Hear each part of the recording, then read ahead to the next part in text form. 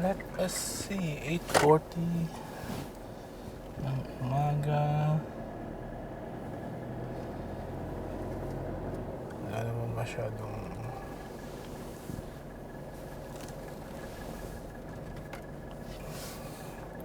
ginagawa.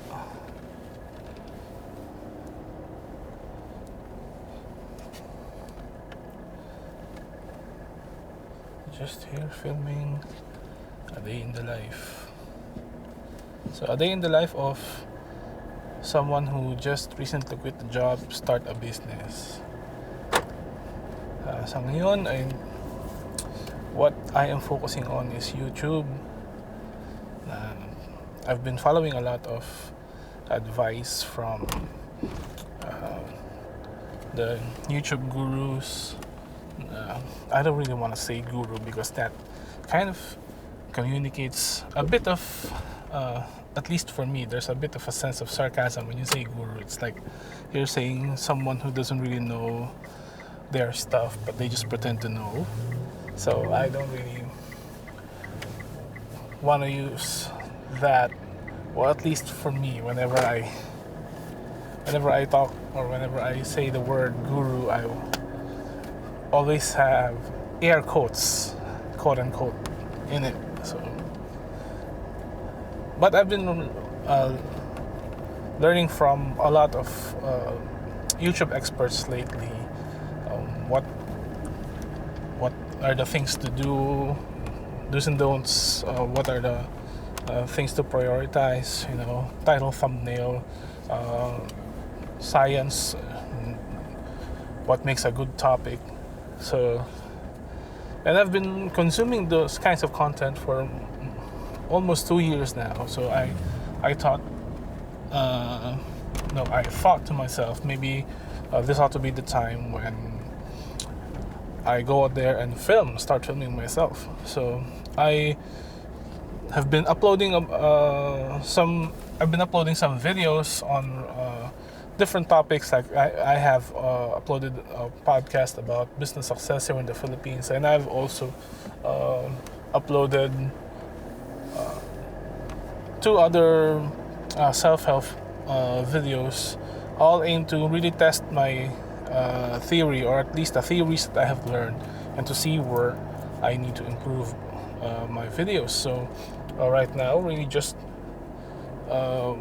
wanted to get out and just dump all my thoughts, and try to improve myself as well while doing it, because it can be quite different. It's a different experience for me because I'm not used to having conversations in camera, or even talking in front of the camera. So this is me kind of teaching myself how to do it in the best way I know how to learn. And it can be daunting sometimes when you have to talk in front of the camera when you don't really have a topic in mind. But all the experts say just do it. Just get comfortable in front of the camera. Just be comfortable speaking. Just be comfortable like talking to a friend, and not really minding the camera. So I figured the best way for me to do that is to just get behind the wheel, or feel most confident, because driving for me is a form of therapy. So whenever I feel that I don't, whenever I feel down, lost, stressed, I just get in the car, just drive around, really focusing on the here and the now, getting back some sense of control, some semblance of control for me, and that is quite helpful for me. I'm not sure if it's a good idea for some of you, if you're feeling down, if you're feeling frustrated. I'm not sure if it's a good formula for you to just hop into the car and drive around. I've watched too many TV programs where there's a conflict or a fight between the two leads, and then one of them storms off and drives around town, and then because he or she is still lost in the heat of the moment and just still thinking through, and and he's not focused on the road, and it ends up terribly wrong.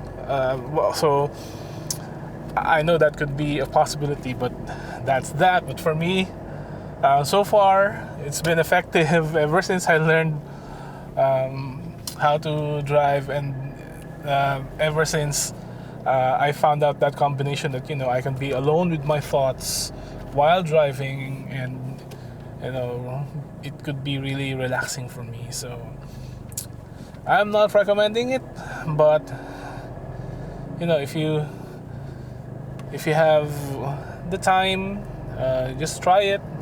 If you think it's for you, then well and good. That's it's worked for me for a number of years now, and I don't really do it at night. I just do it during the mornings, especially when the roads are not filled or not packed yet with other folks on it. So right now we're inside a school campus. So this is a big campus, but while you see a lot of cars on the road, but it's still somewhat a little bit private. It's not really. It's not like I'm outside, the metro and just trying to hustle my way around town in Manila roads. When I say Manila, like NCR, or the National Capital Region. Right now we're in Quezon City. These roads can get crazy, especially on a Friday morning. So I'm not really risking that. But yeah, since I'm inside the campus, I can drive around. This is quite a big campus. This is the University of the Philippines here in Quezon City in Diliman. And this is quite a big area. You see all the buildings here. They're part of the campus. They, like, the one right in front of us to the right side, that's the infirmary and the pharmacy. So it acts like the hospital for everyone here inside the university. So if there are any injuries, minor injuries for students, teachers, employees, and even those that live here, and you'd be surprised that there are a lot of houses inside this campus. So it's like a mini town. And the infirmary has a lot of doctors holding their clinics there. So it also has an emergency room. So for all the medical emergencies, especially if you're within the area, these are highly reliable folks out here. Now next to that, well, not really next to that, but a couple of blocks down, so this is the new mall that's being constructed. So this used to be like a section full of booth and vendor stalls. We call the shopping center, but they have improved the shopping center after the pandemic. So now they have constructed a new building, so it's like a proper small mall. I would say small mall. The reason I kind of stopped myself from saying it's a proper mall is because malls here in the Philippines are quite different. So for those of you who have traveled to the Philippines, we kind of take our malls, I would say it's not really ostentatious or so, but it's different. Like it's a big complex. Malls here are supposed to give you a kind of experience. Like you have all your boutiques, you have all your restaurants, you have all your amusement centers like gaming arcades. So all in one, but they're quite organized inside a large complex that's fully air conditioned all around. So you can spend the entire day just going through the mall. So that mall is not really like a proper mall. It's like a small shopping center there. Anyway, where are we? So, still here, still dumping my thoughts, and hopefully you're still with me. And I'm kind of thinking about what topics to feature next on the channel. So, I don't know, maybe you can kind of help me if you have any questions, or if you just want to talk about anything about life, about motivation, about your careers. I'll be featuring guests as well. I have friends who have been blessed to figure into high levels inside famous multinational organizations. So maybe we can feature them, kind of talk to them about how they climbed the corporate ladder. So these friends of mine, like, I have known them since childhood. So I've known them like when we still didn't have anything under our belt. So it would be nice to kind of learn from the lessons that they gained over the years during their corporate journey. So maybe that's one thing.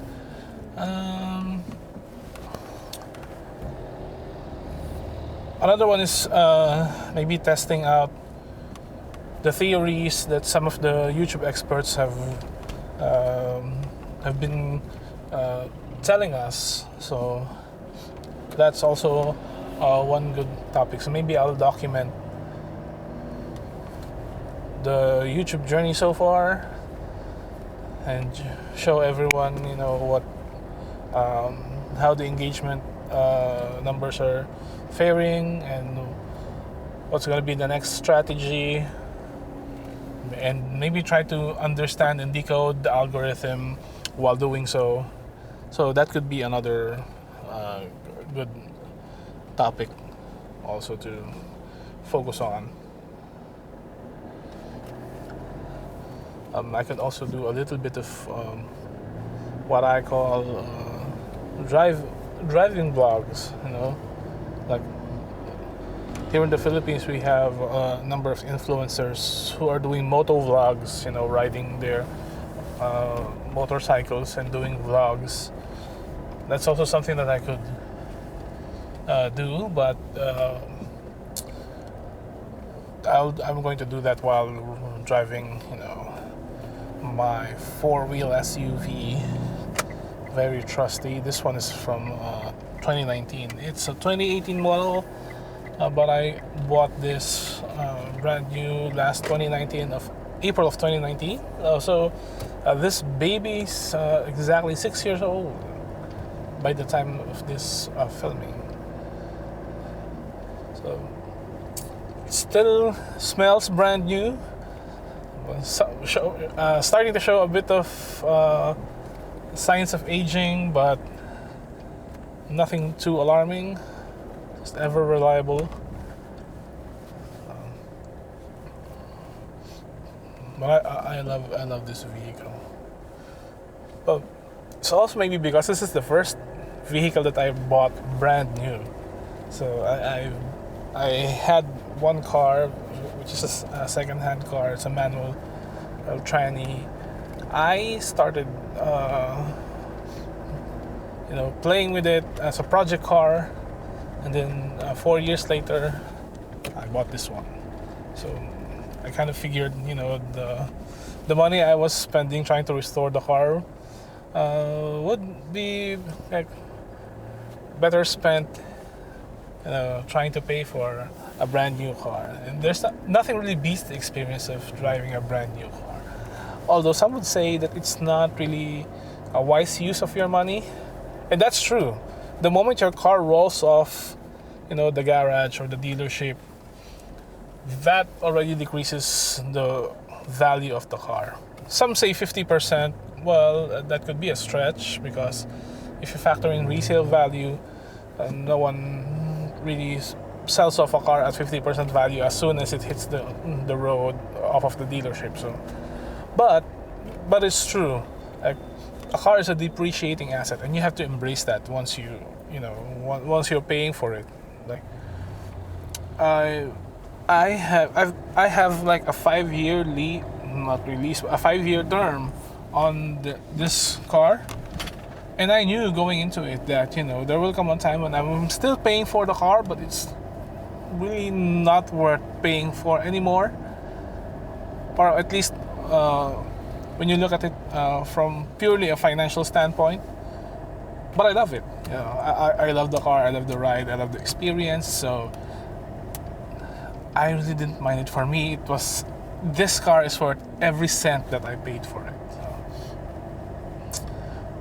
But yeah, it's not really. If you're looking to spend wisely, or if you're the type of person who wants to get the most out of every penny that you spend, or try to get back as much and try to preserve the value of your money as much as possible, and buying a car is not really a good investment in that sense. But if you're someone who understands that there's a lot of freedom and mobility that a car will provide you, and if you're someone who's willing to pay for that freedom and mobility, then a car is a best buy. It will always be a best buy, especially if it's a brand that you love. And just a reminder, if you're going to pay for a car, you're going to pay for it anyway for like 4 or 5 years here in the Philippines. 5 years, 3 to 5 years is the usual term for payment for a car. And if you're going to pay for something that long, just make sure that you're getting the one that you absolutely love, like the one that you won't get tired paying for it. The last thing that you want is you driving a car that the agent might say, hey, you want this in black, but we only have silver right now. If you are going to wait for that black color, you might need to wait for 3 weeks. But if you are going to get the silver one, we can release it today, and you get to drive home your brand new car today before this day ends, before the sun sets. They usually say those stuff. I would suggest go with what you really want, because the last thing that you want is you driving along the road in your silver SUV, and then you see that black one just driving alongside of you, and you are thinking to yourself, that's the one that I was supposed to get, that's the one I like. And how beautiful that is, while you are in your silver car that the agent just convinced you to take when you were buying it. And that I think that really is a bad feeling. You want to be able to park your car in a building whenever you're going to work every day, and once you park your car, you can just take a look at it while walking away, glance back and say, that is one really beautiful car, because you're paying for it for 5 years, so you should be really motivated to pay for that car. I mean, that's me. Reason I tell you this is because when I was buying this car, I knew that I want this car to be in black. Like, I want the black color, no questions asked. But the dealer told me that, hey, we don't have the black right now. So exactly the story that I told you earlier. So they didn't have the black car back then, so they offered me the silver one, and they said if you take the silver one today, you can drive it home. It will roll off brand new from the car lot. And I was like, nope. Even if I had to wait 6 months, I'll do it. Like, I want this trim. I want this, all the bells and whistles that I have ticked off, but I want it in black. So they tried to convince me like 2 or 3 more times to get the silver one, but I was like, no. I am paying for it for 5 years. I want the black one. So I really am happy that I stuck to my choice, because I've been seeing a lot of silver ones. This SUV in the silver color, I've been seeing a lot of those, and it's a beautiful car, but it doesn't move it doesn't move me as a person when I see the silver color on this SUV, not as much as the black color does. Because the way I can tell it is because every time I see a black SUV of my type, of my make and model, and it's black and it pulls up beside me or it drives beside me on a highway, I still marvel at it and say, that is one beautiful car. And then I tell myself, oh, I remember I have that same car as well. So, But anyway, this is not about cars, but I just wanted to, for those of us who will be, for those of you who are planning to purchase cars in the near future, like in the next 6 to 12 months, just one tip. I just wanted to give you that tip. Don't be swayed by the sweet talker agent telling you to just get the one they have on stock. If you want something and you're paying for it for this much, for this long, get the something that you truly, truly want, and you can't go wrong.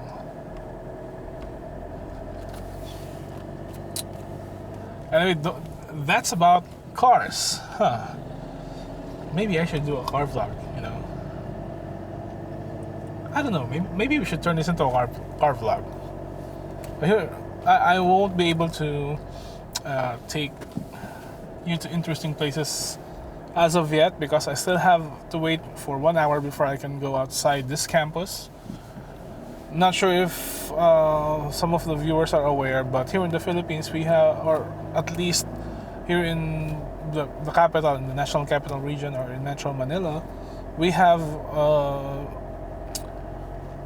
a policy or a rule that we call the color coding or the number coding scheme. What that means is, if your plate ends in digits 1 or 2, you're not allowed to go out on a Monday between the hours of 7 a.m. to 10 a.m.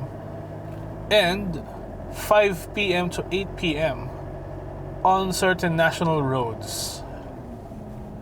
So, once again, 7 a.m. to 10 a.m. and 5 p.m. to 8 p.m. on several national roads. So the only difference is if your plate ends in digits other than 1 and 2, then you're good to go. So it's Friday today, and my plate ends in 9, so I am not allowed, because the way it works is 1 and 2 you're not allowed on Mondays, 3 and 4 not allowed on Tuesdays, 5 and 6 not allowed on Wednesdays, 7 and 8 not allowed on Thursdays, 9 and 0 not allowed on Fridays. So, but from 10 a.m. to 5 p.m. all cars are allowed, regardless of what digits or what number your plate ends in. It's just those 2 time periods we call the rush hour. So that's 7 to 10 in the morning and 5 to 8 in the evening. Right now it's 9 a.m. So, and it's a Friday, and I won't be allowed to take you around the metro and make this car vlog a little bit more interesting. But I hope you're enjoying so far. I'm just entertaining myself, and I hope I'm doing the same for you.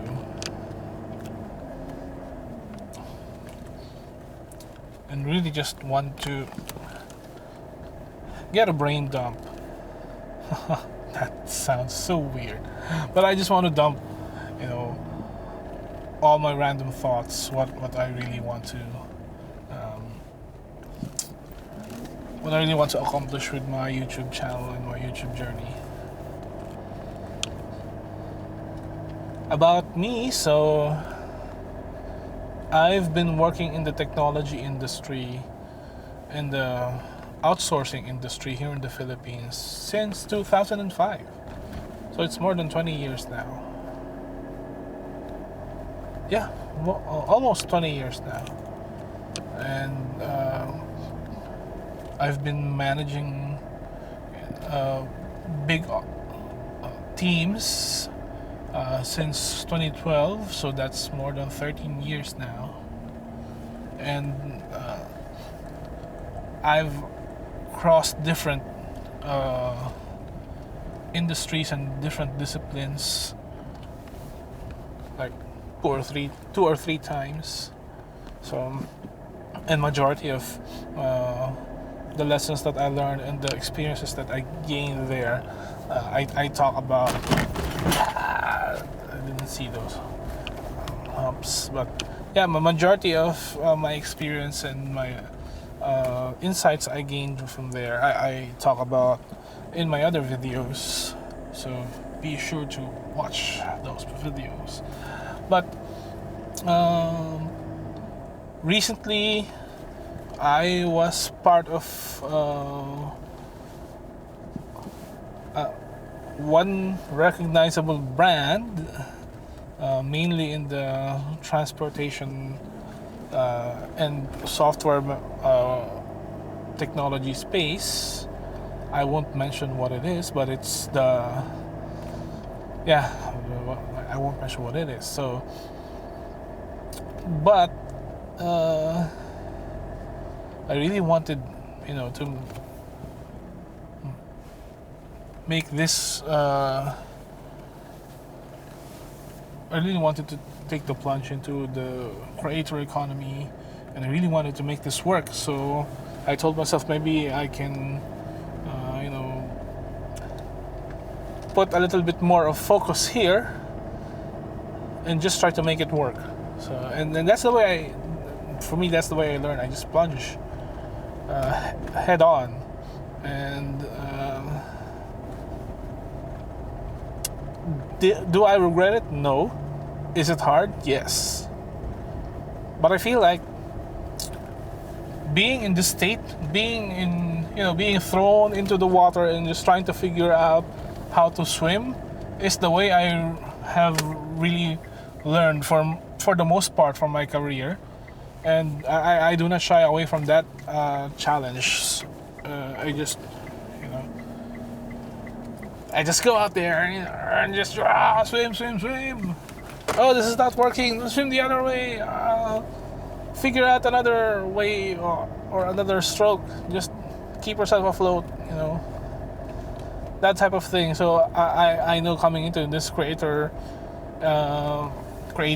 landscape, this space is something different from what I'm used to. But I really am very interested and very motivated to make this work. So here I am, trying to be more comfortable speaking in front of the camera, trying to be able to learn how to be more spontaneous, to minimize my fillers and spaces in between words, taking the time to process my thoughts as well, just to make sure that I give you a bit of organized thoughts, because speaking on the fly is a bit difficult. So, and I'm driving to boot, so that also gives me a bit of an excuse to say, yeah, I may not look like, or I may not sound like a spontaneous speaker, but that's because I'm driving. But in fact, it's not about me driving. It's just me kind of running out of words to say, or my mind not really processing fast enough for me to continue what I'm saying. But they say practice makes perfect. Well, I say correct practice makes perfect, because the mind is also kind of like a muscle memory thing. So if you practice wrong, then that's what you'll get. So I've always told myself that. So every time I hear someone say practice makes perfect, I always tell myself, correct practice makes perfect. So let's see. I'm trying to practice as correctly as possible, the best way I know, and just trying to, make sure that at least my accent and my diction is a bit neutral. And for someone who's not really a native speaker, that in itself is a bit of an achievement. So, and it's a skill that I can use everywhere, like storytelling, speaking good English. Where I'm from, it's a life skill that everybody seeks. It's a life skill that everybody seeks. It's a sought after skill. That's what I'm trying to say, by the way. So, yeah. This is going to be the second time that we are passing through this particular section of the university. Did I mention that to the left here, that's the swimming pool? So the university has a swimming pool. I'm not sure if the camera will not allow us to see that one, because it's mainly oriented to the right. So maybe I'm going to just tell you about the buildings to the right. So to your extreme. So just to the right is the infirmary. So then once you cross the street in between, you get the shopping center, or the mall. Robinson's Easy Mart.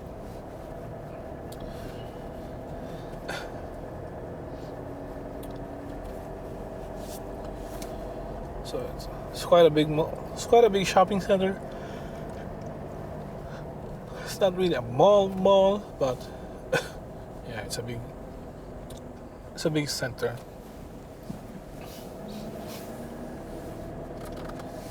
Oh, let's take a right turn here. Let's see.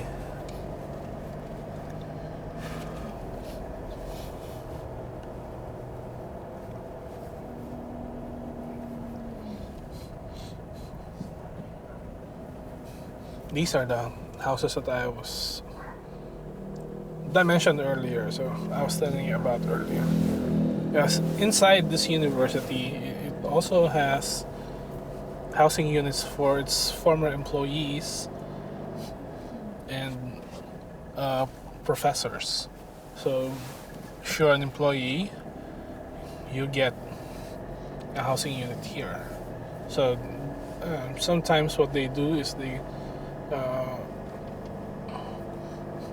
live on the houses, but they also put some business around it, like photocopier businesses, businesses that are a hit with students. Like photocopying is a big hit here in campuses, so that's one. Having mini canteens also is a hit here.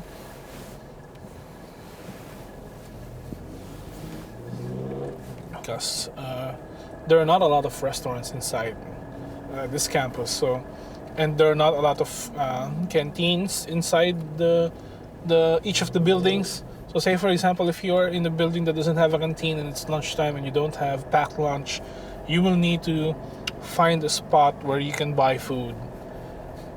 So one thing that we do when I was still studying here is we go to the next building. Like, say I'm from the College of Engineering and there's limited choices in that building. What I do is I go to other college, like the College of or the Law Center, the UP College of Law. They have a canteen on the rooftop that serves dishes that are similar to home cooked meals. So, and sometimes those places get packed. So, what we do is we go to, those residential areas and go to the houses that have the canteen businesses. We don't call them canteens here. We call them carinderia. Yeah, they're just small restaurants or food joints, and they serve usually rice and other menus and dishes that pair well with the rice, like vegetable dishes, mainly Filipino food. There are also others that serve burgers and sandwiches. Yeah.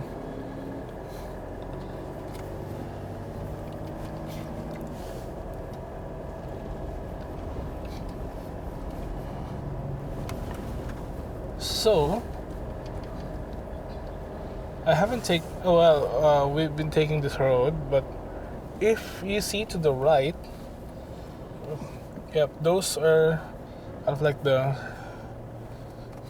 markers for what we call the UP checkpoint.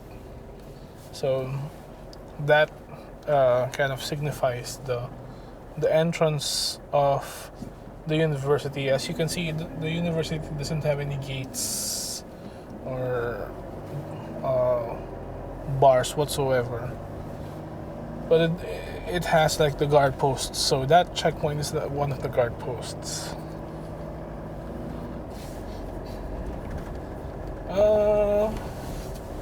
What else? So I've been taking you through this virtual drive around. Let me see.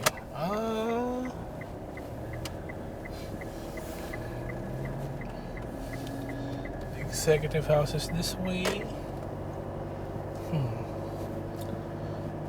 As you can see, we have a lot of greenery here, like a lot of trees, and I love it. I really, really do. Really love it.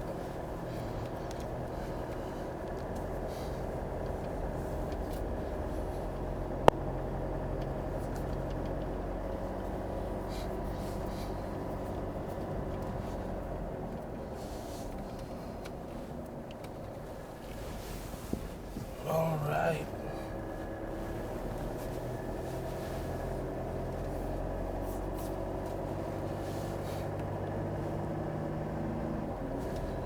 How long have we been filming?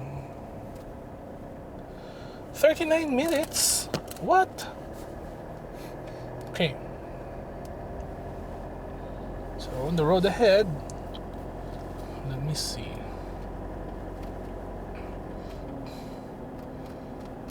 So this is just,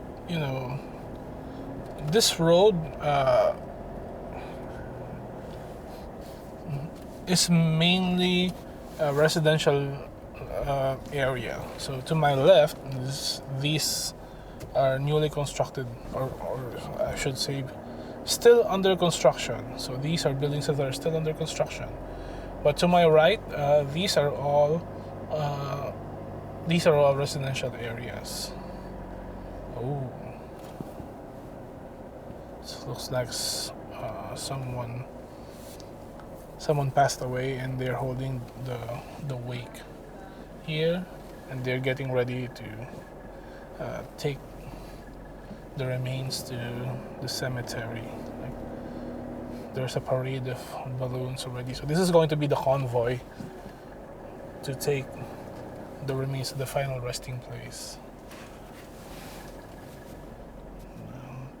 As you can see, it's a small road, so we're just going to have to give and take.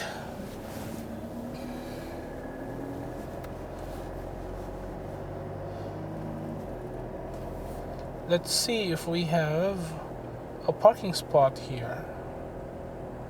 I'm guessing there is. Let me try to squeeze myself, wedge myself in here.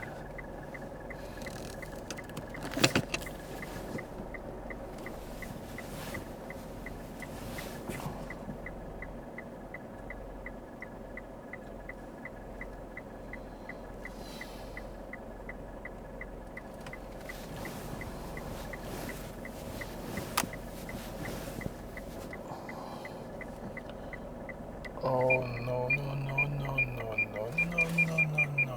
no no. I don't think it fits. No. Keep it. That's the term that we use. Keep it.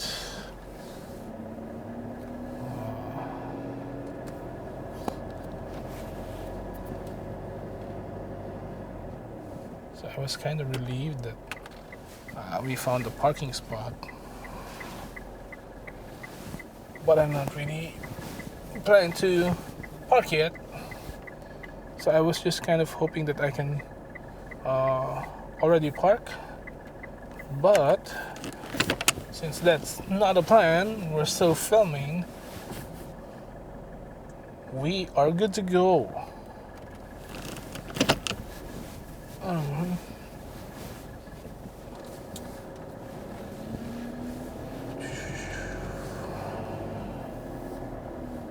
We are still good to go.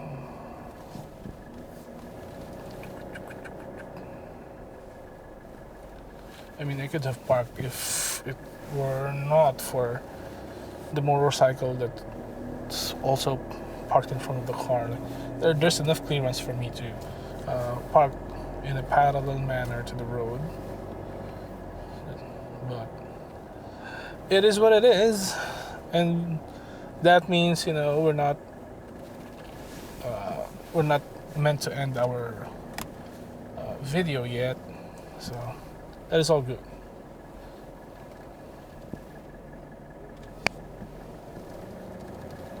Lots of folks in white.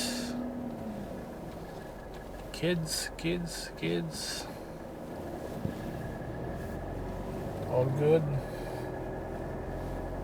All good. Oh, by the way, I'm using an A7 IV as the main body where I'm recording this, and at the same time I'm using the Sigma 18 to 35 f1.8 lens. So I bought the MC11 converter for me to be able to use my Sigma, which is Canon EF mount, and I used the MC11 to convert it for the Sony E mount. And I'm quite excited to see how it turns out, because this is going to be the first time that I'm going to use it for filming. Like, I'm always using my Sony 50mm f1.8. It's not a kit lens, but it's bundled with the camera when I bought it last 2023 of December. So for a change, I wanted to test what the Sigma footage would look like, because I've been hearing a lot of good things about, you know, this pairing, like the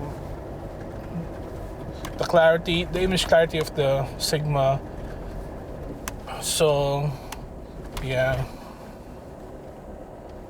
I am going to check it later once I get back at my home studio to see if this is something that is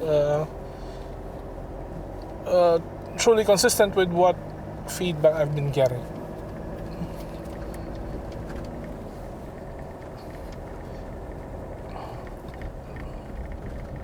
Like I'm speaking of feedback about Sigma and Sony A74, so Reach Films, and I can't remember this one other guy, but yeah.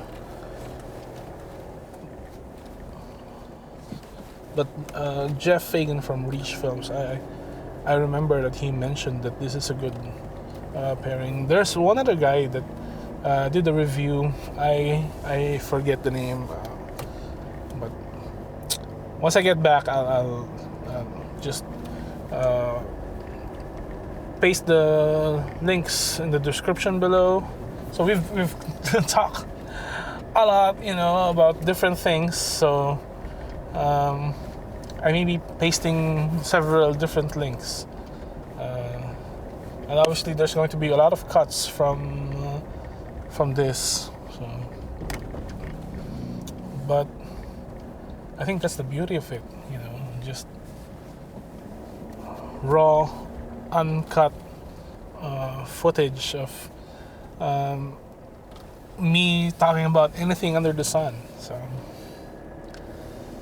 the one challenge that I find is, if I turn this into a live stream, I won't be able to take a look at the comments like real time. So I won't be able to greet folks, or I may not even be able to catch the, what do you call that? So catch the questions or catch the thoughts and discussion items like real time. That would be a shame. But, well, I'm going to find a way. Or maybe what I can do is I can just, stop for a bit and try to read the comments, And I think this campus kind of suits that particular approach. As you can see, it has a lot of cars, but we don't have a lot of heavy, fast-moving traffic like compared to national roads. So here the speed limit is around 30 kph. So whenever you see like the signages like this one says pedestrian crossing, and then the next one says 30, that means 30 kilometers per hour. So because we do the kilometers and not the miles, so there's that. What else? As I was saying, so this campus would be suitable for that type of approach. So I can just park to the side and just catch up on the comments. I think that's a good one. So maybe I can consider turning this into a live stream sometime in the next few weeks. I'll just have to figure out how to take the footage from the camera to the live streaming service. So in my home studio, I use an ATEM Mini Extreme ISO, so it takes care of all the streaming services for me. So I stream mostly to Facebook, YouTube, but I haven't quite figured out how to do that for just a simple camera on the road, like while driving. So maybe that's the next thing that I need to figure out. But in the meantime, we can just enjoy just the vlogs, just the regular shoot and edit and upload style of vlogs.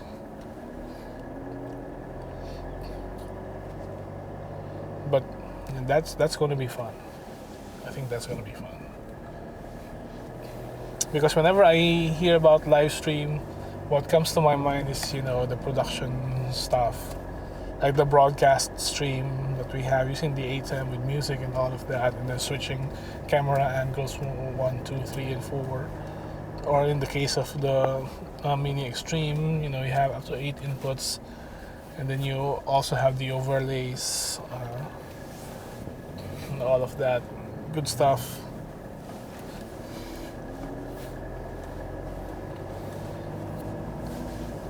But I think having this type of arrangement, like this setup, is also quite refreshing. So yeah. So I need to kind of park somewhere a bit safe because my phone just died. It ran out of juice.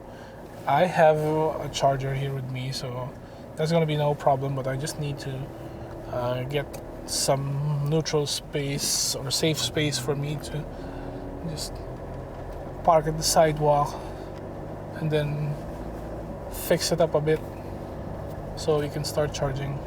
Also, my camera monitor is on the phone, so that's also another issue. I know that the camera is still recording right now, but I can't see anything from the monitor, so. And I really am curious like that, so I really, really, really want to get it back.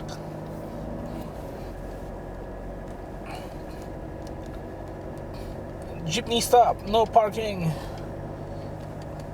Oh, by the way, I'm not sure if you've heard, but our public transport system here in the Philippines is more aligned with the jeepneys and not really with buses. So the bus you're going to find plying the main thoroughfare, the main thoroughfare. So those big wide roads like the national roads.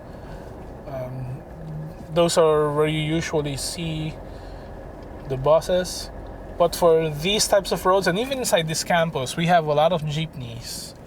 So in fact, we just passed by one of them, and it's taking up some passengers.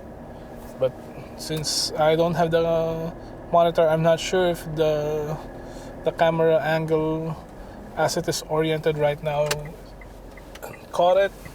I'm assuming it didn't because we are pointed to the right side of the car. So there's another Jeep. So those jeepneys, they're quite a piece of history as well. So they are really, the first iterations of those Jeeps are taken from the military vehicles that the US brought here in the Philippines during the time of the World War II, if I'm not mistaken. But those Jeeps are bigger than the passenger Jeeps that we have. So those Jeeps are the military vehicles that were used.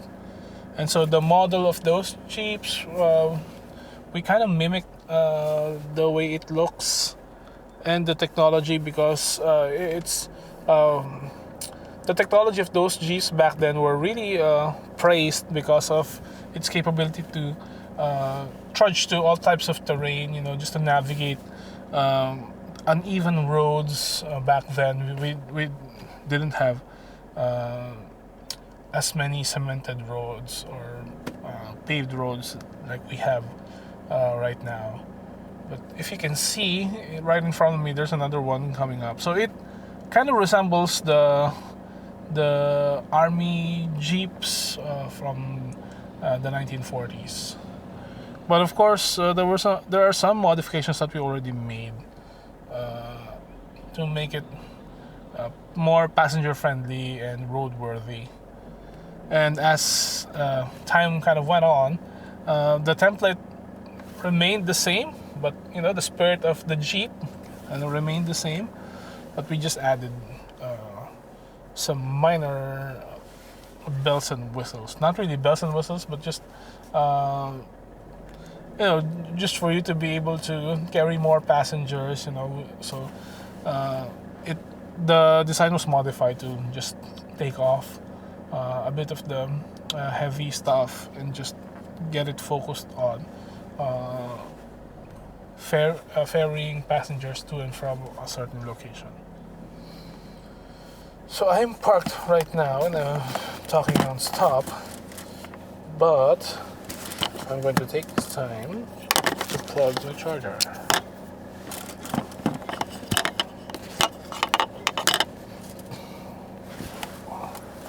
Oops.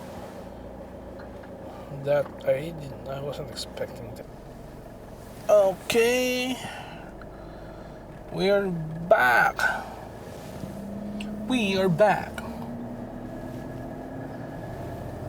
Back online. So, phone is now charging. Not sure how the monitor view changed, but I don't think this is the previous view that I had. So, but anyway.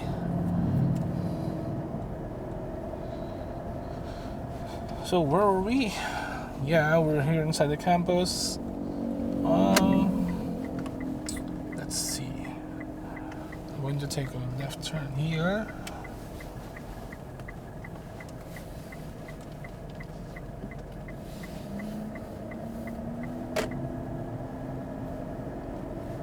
No parking anytime on either side of the street. There's still folks who are parked. So this is the University Hotel. Let's see. So if you look at if you look to the right, that actually is the University Hotel, but we're veering away from it. So you can just imagine how big this campus is. So it has a lot of residential areas. It also has a hotel inside. And it's not just one hotel. So this is the University Hotel. It has other hotels and other places where you can stay for accommodations, especially if you're traveling from the provinces. So the University of the Philippines has a lot of campuses all around the country, and the Diliman campus is the main campus, and majority of seminars, workshops, and other programs are held here, which is why there are places here intended for people traveling from other campus units from other provinces. If they need to attend something like a 3-day workshop here, so the campus really has allotted some buildings as part of accommodation for those types of scenarios. So we're back again in this road. To your right again is the mall. Reason why we keep going back to this road is because this is the main circuit of the University of the Philippines, or UP we call it for short. It has a lot of other side streets, but I'm not taking us there.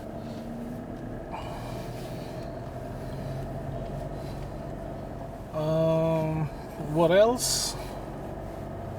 So this is the main route of the jeepneys, like to your to our front earlier. So that's one jeep. So we've been talking a lot about the jeepneys earlier.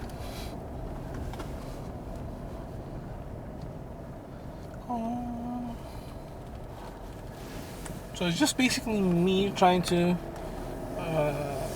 spend time with you. I plan to keep until 10 a.m. maybe. Then 10 a.m. we can just go out and see what's outside. I might take down the camera first.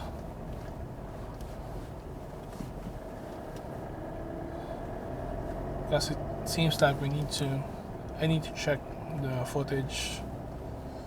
Because I don't know, it just seems like it got wider, narrower. Let's see.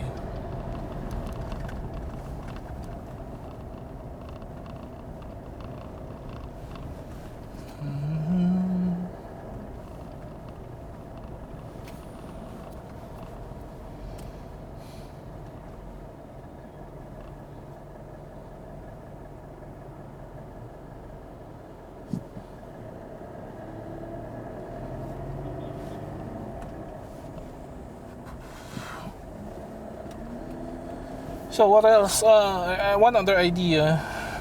So when I was serving my notice period before I got separated from my most recent company, so they were asking me, "Hey, what are your plans? What are your next moves?" Like, so they know that I'm not going to go to another company just yet. So because I told them that I want to rest and possibly, just try photography for a change. And they were asking me about specific plans, like what type of photography that I'd like to cover. And I told them that, there's this challenge that I've been thinking about making, like starting from 1st of May. So every day, I challenge myself to take one photograph in a place that that I choose. But the catch is, once I chose that place and I take photographs from that place, I am not able to repeat going to that place again until the challenge is completed. So say for the first day, I take photographs from inside the University of the Philippines. So the next day, I need to choose another location for me to take photographs. So, and then kind of compile that collection, like just one photograph for each location. So the challenge for me is to really shoot that photograph that kind of captures the essence of the place for me. So that I can be reminded of the journey that I took at that time by looking at that photograph, or maybe just me being able to explain the thought process behind why I took that photograph, or why I chose that photograph over all the others that I shot in that location to represent what that location means to me at that point in time. So that's going to be the challenge. I think it's going to be a real difficult one. And I think this will make me kind of learn more about myself and learn more about my preferences and my technique as a photographer. And kind of my expectation is also for me to kind of discover myself in the process.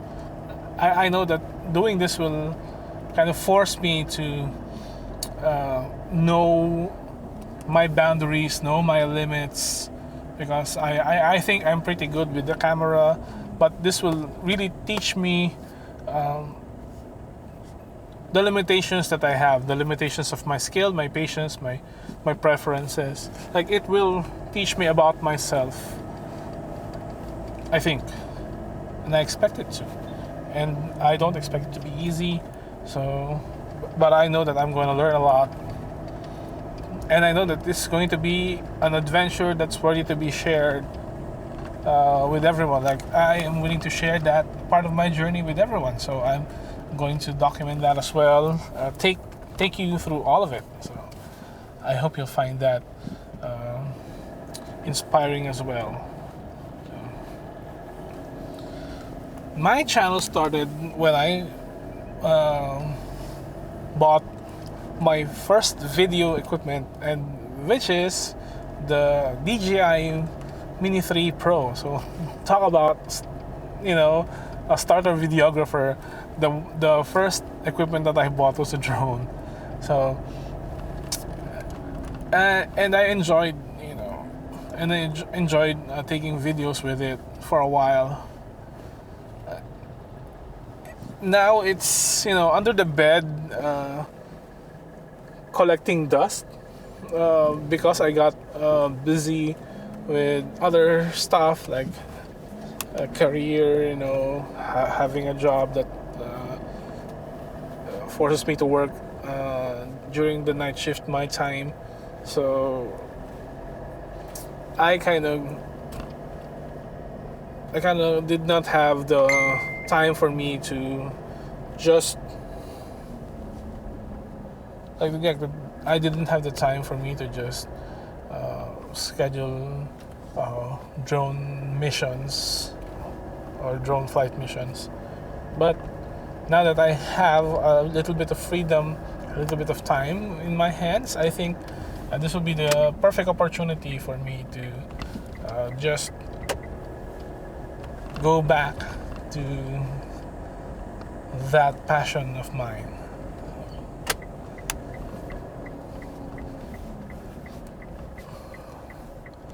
Because I really like the view from way, way up high. So it's not really a common view. But at the same time, I love the outdoors.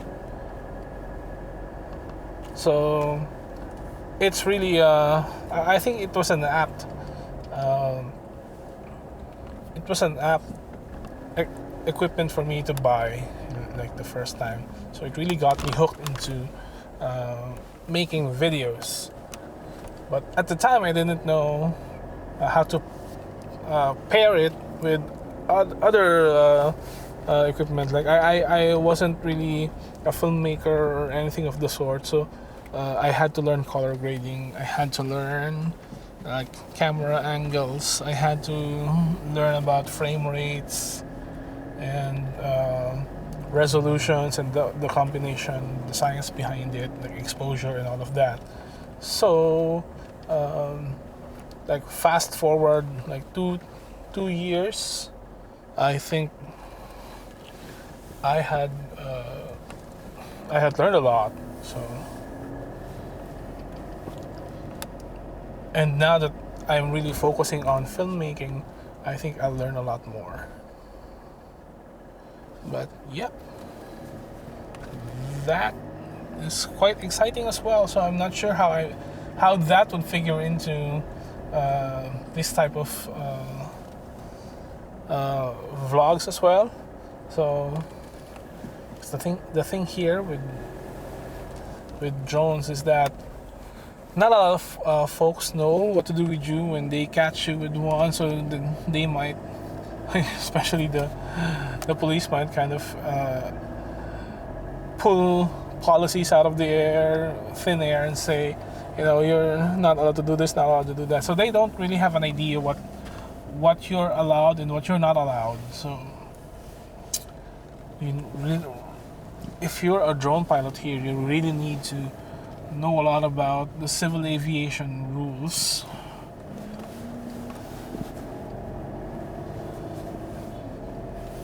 And during the time when I was actively flying my drones, I was really updated with all of the rules that from the Civil Aviation Authority. But that was 2 years ago, so I need to refresh myself. But I don't think it's going to be too different from how it used to be. There might be some updated limits on the height and the weight of the drones that are allowed without a license. Because here in the Philippines, if you have less than 7 kilograms drone weight, you are able to fly it without a license. No worries. But you have to do it 10 kilometers away from airports and military facilities. you have to do it like 20 to 30 meters away from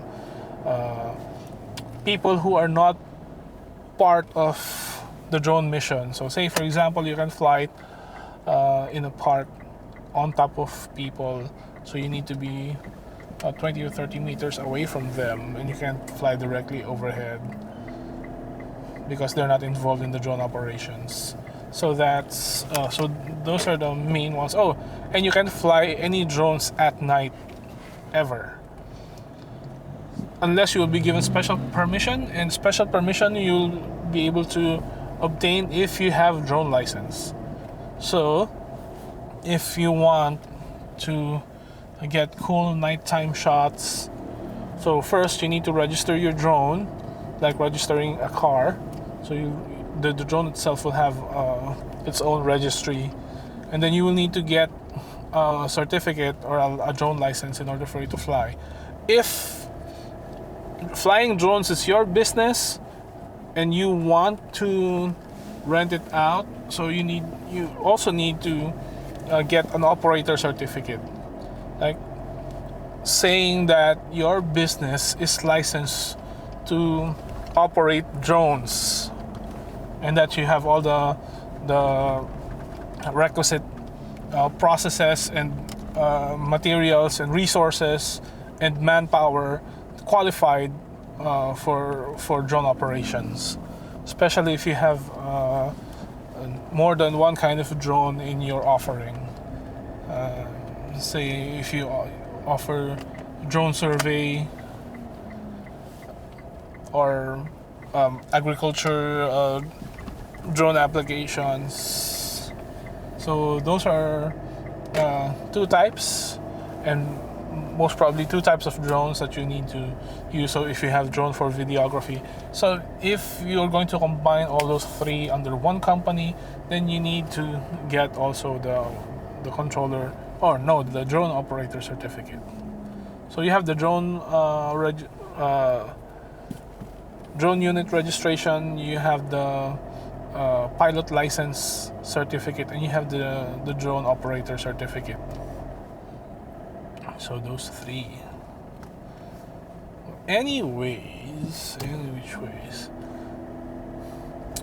Now that I think about it, it gets me more excited to integrate all these video filmmaking and vlog exercise that I have with my drones. I'll just need to check if my drones are still working. Well, I hope they are, but the batteries, I'm concerned. So, but no biggie. Plus, the DJI Mini 3 Pro is a good drone, but it doesn't have log footage, so it has these and the like, and it also doesn't have the side sensors. So, like, you fly sideways, it doesn't have any type of sensor to the side, not like the Mini 4 Pro, where it has the omnidirectional 360 collision sensors. So even if you're flying or strafing sideways, even if you're doing that, that's gonna be no worries.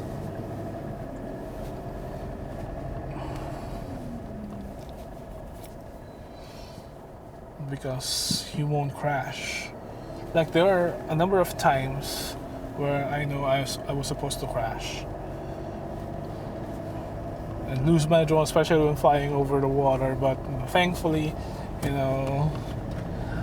I haven't.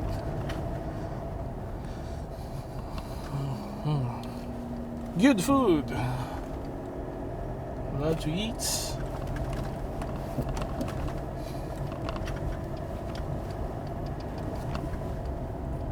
Ooh, it's almost 10. You think? It's 10:06. I think we're good. Okay. So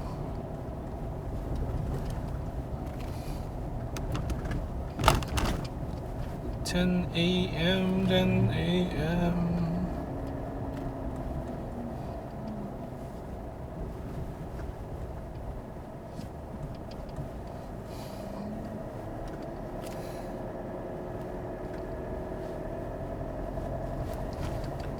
Pedestrian lane on University Avenue to my left.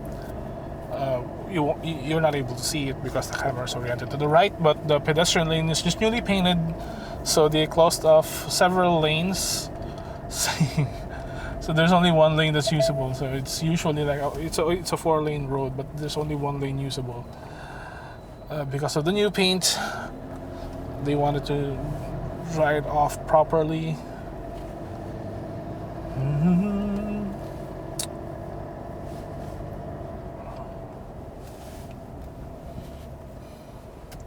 I think we should get some music. But the radio stations are boring.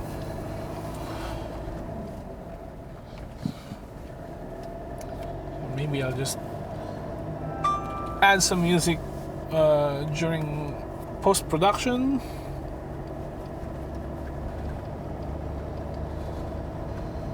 So you see a lot of motorcycles passing through your right and overtaking from the right side. That's usually a no-no because we're a right-hand drive country, so the right side is usually the more difficult side for us, so it's a weak side for drivers. Motorcycle riders don't kind of understand that, so they just think that we're four-wheel vehicles are just bullying them for no reason, but they don't understand that when you are in the driver's seat, you have limited vision and you have a lot of blind spots, especially when you're driving a big car. Like the bigger the car, the higher the ground clearance, the less visible your immediate sides are from your perspective if you're the driver. So not sure. So those things, like those are small things, yeah. And it's not really that apparent if you haven't experienced getting into the cockpit of a high car, like even a sedan or an SUV mostly. So if you're driving an SUV, driving a bus, a van, or driving a truck and a trailer head, those blind spots get more and more nasty. So if you're a motorcycle and you're stuck in traffic and you think you want to park right next to the side of this trailer truck, it's usually a bad idea because the driver doesn't have any idea that you are right beside him, because the mirrors, the way they're oriented, they won't be able to detect you. So just a thought out there. So especially when taking turns, like taking a left turn, taking a right turn, four-wheel cars would usually allot a bit of clearance in order for them to make the turn without really thinking about causing scratches or getting scratches or hitting the curb. But in the Philippines, when a motorcycle rider sees that you have given a little bit of space between your side of the car and the curb or the sidewalk, while taking a turn, they would take it and they would even race and beat you to that curb. So while you're navigating your turn, you would sometimes be surprised that there's already a motorcycle squeezed beside you trying to race you into that turn, which sometimes really throws me off. And they don't understand, that you're not expecting anyone to squeeze through that tight of a space because a car won't fit there. But lo and behold, there's a motorcycle. So, I don't know.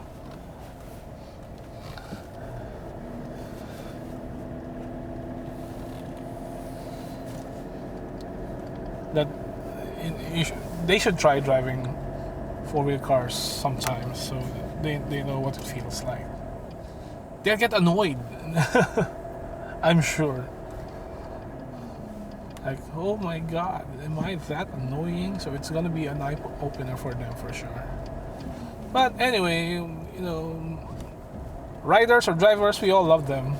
This vlog, this doesn't discriminate against anyone. It's just that, I'm sharing my experiences as a driver so that our rider friends out there have an idea of what the perspective is coming from someone who drives a four-wheel car and experiencing all those motorcycle antics almost every day. So,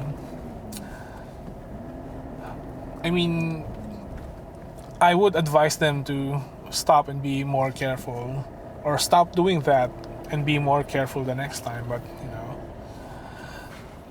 I won't be able to force my opinion on them unless they are well aware how allotting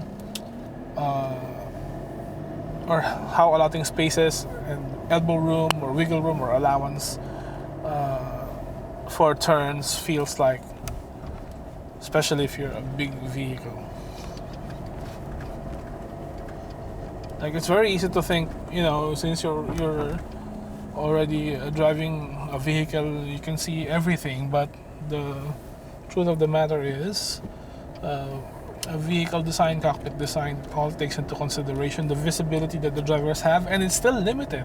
Because you're inside the cockpit, you're inside the canopy, so there's going to be limited vision for you right in the beginning.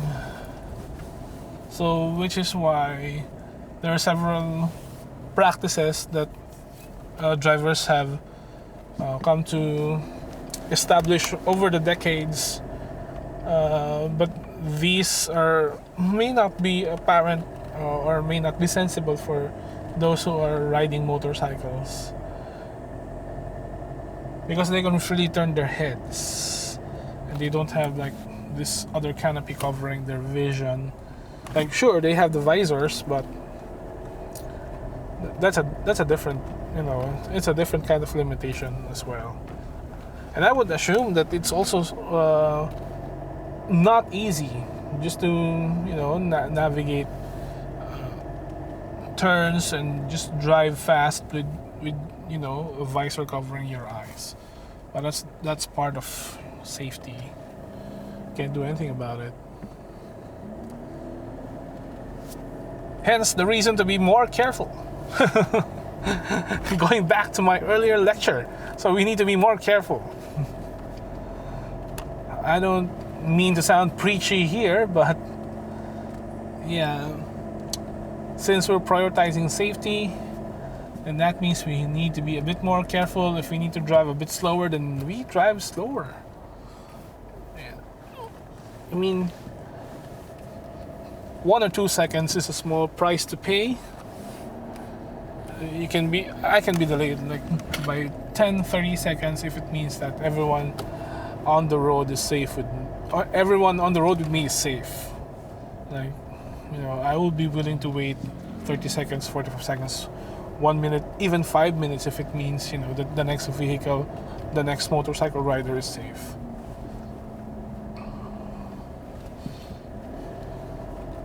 And I think that's really our responsibility and a promise that all of us who drivers should keep. Because, if I figure into an accident, that's gonna be like a delay on my side too. Even if I'm the one who's in the right. Like, even if I'm right, I'm still affected. I still have to stop my day. I still have to take the police report. I still have to talk to the driver or the rider who caused the accident. We still have to settle obligations and all of that. We still have to figure out who gets paid what, who talks with the insurance providers and all of that.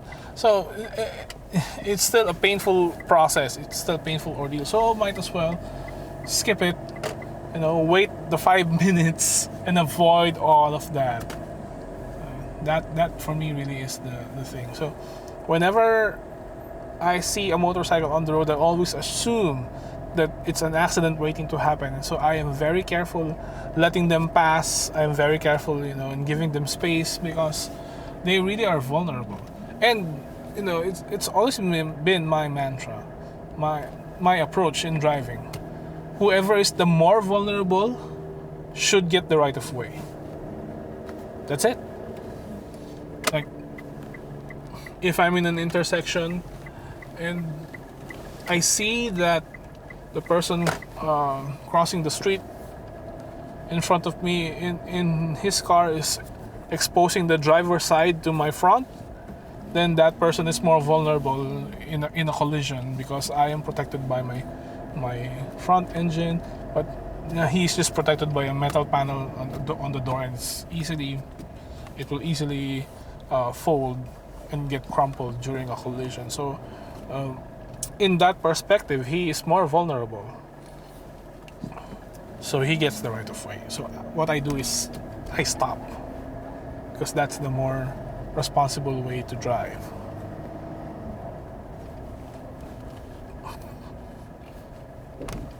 But that's me, and I can't expect all other drivers to behave like that. So when I'm the one in a vulnerable position, I make sure that I drive defensively so as to remove me from that vulnerable position as soon as possible. So driving is a bit of a common, it's a common sense skill, well, not really. What I mean to say is it's a skill that stems from common sense. So it's really a series of right decisions at the right time. But these are really small decisions. Like every time you ask yourself, so is it safe for me to cross? Do I counterflow? Do I step on the gas? Do I cut this person's line off? So, like little decisions that have a big impact on the safety of the road and all the others sharing the road with you at that point. So, say this is a clear case. He's counterflowing. Do I chase? Do I not chase? No, I won't. Why would I? So that's foolish to chase. But do I block his return lane? Of course not. So that's really all there is to it.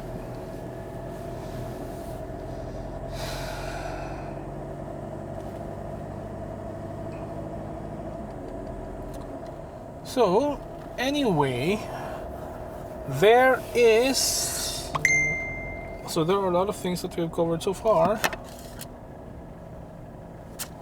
So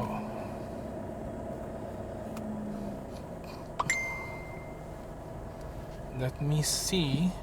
My friends are asking what's the next topic for the podcast.